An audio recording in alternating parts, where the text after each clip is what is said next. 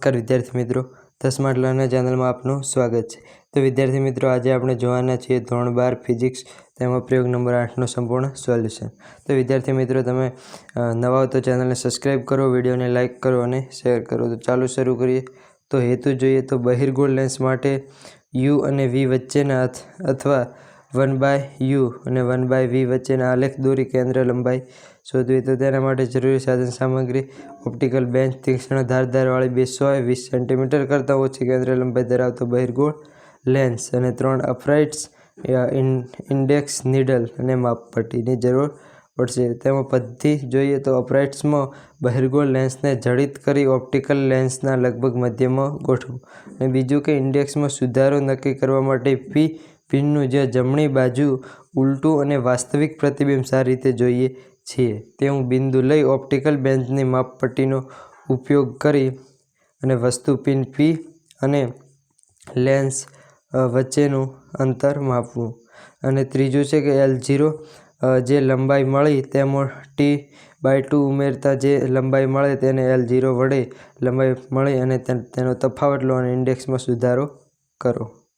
અવલોકન છે તો અવલોકનમાં બહિર્ગોળ લેન્સની અંદાજિત કેન્દ્ર લંબાઈ 20 સેન્ટીમીટર થશે અને ઇન્ડેક્સ 100 નીડલની મીટર પટ્ટી વડે લંબાઈ L0 બરાબર 50 સેન્ટીમીટર થશે અને પાત્ર બહિર્ગોળ લેન્સની જાડાઈ 1 સેન્ટીમીટર થશે અને લેન્સના ઓપ્ટિકલ કેન્દ્ર O અને પિનની ટોચ વચ્ચે ખરેખર લંબાઈ L0 બરાબર 5.05 સેન્ટીમીટર થશે અને માપપટ્ટી પર લેન્સના અપરાઇટ્સનું સ્થાન માઇનસ વસ્તુ પિનના અપરાઇટ્સનું સ્થાન તો 50 - 0 એટલે કે 50 સેન્ટીમીટર થશે અને વસ્તુ અંતર માટે ઇન્ડેક્સ સુધારો 0.5 સેન્ટીમીટર થશે।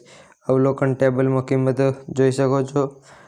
લેન્સનો અપરાઇટ્સ, વસ્તુ પિન અપરાઇટ અને પ્રતિબિંબ પિન અપરાઇટ્સ જેવી કિંમતો તમે જોઈ શકો છો। પછી ગણતરી તો ગણતરી 1/f બરાબર 1/u વત્તા 1/v એમાં કિંમતો મૂકશો તો આપેલ 18.57 સેન્ટીમીટર 19.29 જેવી અહીં કેન્દ્ર લંબાઈ મળશે અને સરેરાશ કેન્દ્ર લંબાઈ 19.18 સેન્ટીમીટર થશે અને ત્રુટિની ગણતરી પણ તમે જોઈ શકો છો। પછી ડેલ્ટા એફનું મહત્તમ મૂલ્ય કેટલું થશે 0.05 સેન્ટીમીટર અને આલેખ દોરીને કેન્દ્ર લંબાઈની ગણતરી અને આલેખ પરથી y-અક્ષ પર OA એટલે 2f બરાબર 36 સેન્ટીમીટર અને x પર OB બરાબર 40.5 સેન્ટીમીટર બહિર્ગોળ લેન્સની સરેરાશ લંબાઈ તો કેટલી થશે 19.12 સેન્ટીમીટર અને 1/u - 1/v નો આલેખ પણ જોઈ શકો છો। અને પછી પરિણામ તો પરિણામમાં f પ્લસ વત્તા અથવા માઇનસ ડેલ્ટા f એ 19.18 વત્તા 0.049 થશે અને u - v પરથી 19.12 અને 1/u અને -1/v તો 16.1 સેન્ટીમીટર છે। અને સ્વમૂલ્યાંકનના કેટલાક પ્રશ્નો જોઈએ તો પહેલો જ પ્રશ્ન છે કે બહિર્ગોળ લેન્સના કિસ્સામાં વસ્તુનું સ્થાન અનંતથી ઓપ્ટિકલ કેન્દ્ર તરફ બદલાતું હોય તો પ્રતિબિંબની રચના માટે રેખાકૃતિ દોરો। તો અહીં રેખાકૃતિ તમે જોઈ શકો।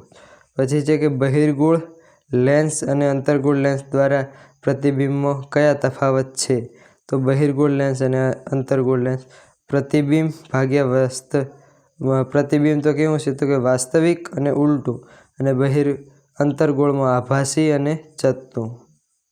પછી કે જાડા બહિર્ગોળ લેન્સ ની કેન્દ્ર લંબાઈ પાતળા બહિર્ગોળ લેન્સની કેન્દ્ર લંબાઈ કઈ રીતે જુદી પડે છે તો તે પ્રશ્નનો જવાબ આપ જોઈ શકો છો। પછી ચોથો પ્રશ્ન છે કે બહિર્ગોળ લેન્સ કાચના વર્તુળાકાર સ્લેબ અને અંતર્ગોળ લેન્સના અડક્યા સિવાય તમે કઈ રીતે પારખી શકશો। અને પાંચમો પ્રશ્ન છે કે સમતલ બહિર્ગોળ લેન્સની સમતલ સપાટી માટે વક્રતા કેન્દ્ર ક્યાં આવેલું હોય છે તો આ બંને પ્રશ્નોના જવાબ સ્ક્રીન પર જોઈ શકો છો। પછી છઠ્ઠો પ્રશ્ન છે સમતલ બહિર્ગોળ લેન્સ માટે મુખ્ય અક્ષની વ્યાખ્યા આપો તો તમે વ્યાખ્યા અહીં જોઈ શકો છો। પછી સાતમો પ્રશ્ન છે કે જો બહિર્ગોળ લેન્સને પાણીમાં ડૂબાડવામાં આવે તો કેન્દ્ર લંબાઈમાં કેવો ફેરફાર થશે? તો બહિર્ગોળ લેન્સને પાણીમાં ડૂબાડવામાં આવે તો બહિર્ગોળ લેન્સના કેન્દ્ર લંબાઈમાં ઘટાડો થશે. પછી 8મો પ્રશ્ન છે કે સમતલ બહિર્ગોળ લેન્સ માટે કેન્દ્ર લંબાઈ અને વક્રતા કેન્દ્ર વચ્ચેનો શો સંબંધ છે? તો સમતલ બહિર્ગોળ લેન્સ f/r/u અને અંતર્ગોળ અરીસા માટે f/r/2 હોવાથી સમતલ બહિર્ગોળ લેન્સની સરખી કેન્દ્ર લંબાઈ અને વક્રતા કેન્દ્ર માટે સમતલ બહિર્ગોળ લેન્સની અંતર્ગોળ અરીસા કરતાં વધારે હોય છે. પછી છે પ્રશ્ન લેન્સ દ્વારા રચાતું આભાસી પ્રતિબિંબ ઉલટું હોઈ શકે? તો લેન્સ દ્વારા રચાતું આભાસી પ્રતિબિંબ ઉલટું ના હોઈ શકે.